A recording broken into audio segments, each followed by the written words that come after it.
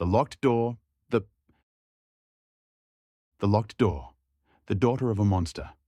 Part 1, Introduction, The Legacy of Blood. Welcome back to the channel. Have you ever looked in the mirror and wondered if a monster was hiding in your veins, waiting for the right moment to wake up? This is the daily nightmare of Dr. Nora Davis. To the world, she is a brilliant and successful surgeon.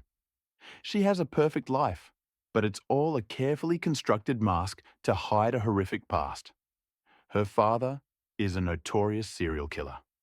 20 years ago, he was caught for murdering dozens of women in their basement while 11-year-old Nora was upstairs doing her homework. Nora changed her name and cut off all ties to her previous life. But now, one of her patients has been murdered in the exact same signature style as her father's. Someone is playing a lethal game of cat and mouse, and they know exactly who she is. Today, we are dissecting Freida Mcfadden's spine-chilling thriller, The Locked Door. Part 2. Dramatic highlights, When the Past Knocks. The story jumps between the present and the terrifying memories of 1996. The first major highlight is the sounds in the basement.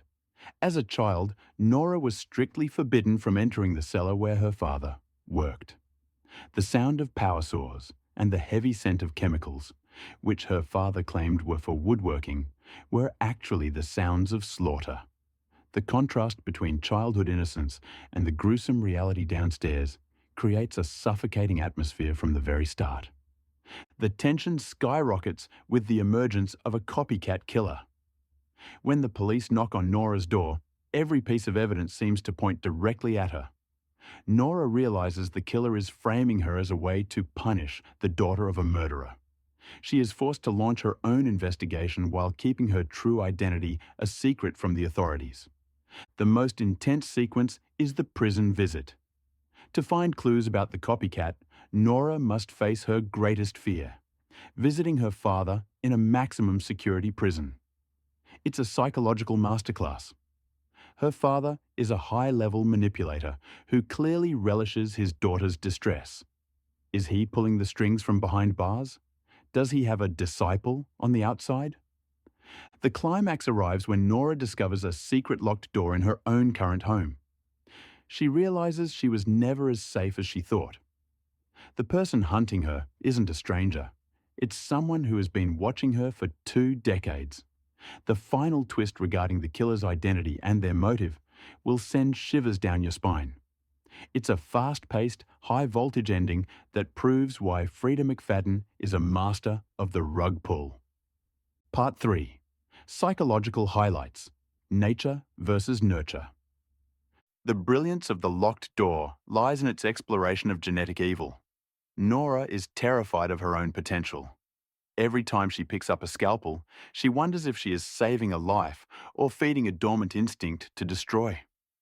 The book also serves as a critique of social stigma. Society is often quick to brand the children of criminals as broken or dangerous by default.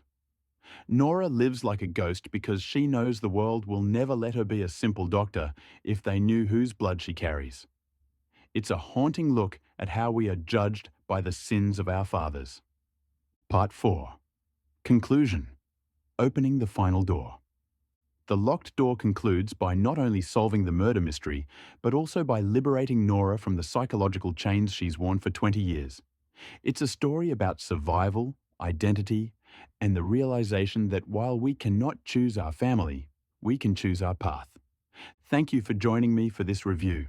If you were Nora, would you have the courage to face a serial killer father to save yourself?